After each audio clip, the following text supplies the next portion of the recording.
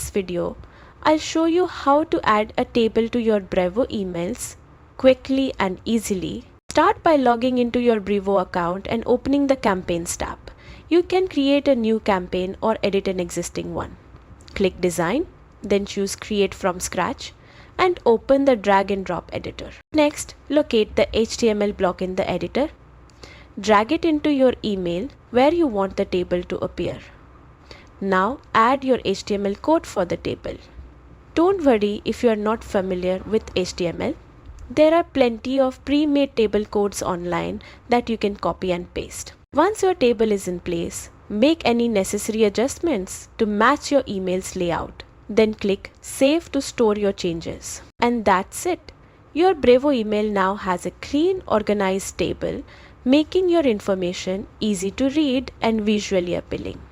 Like, subscribe and enhance your emails with Brevo tables.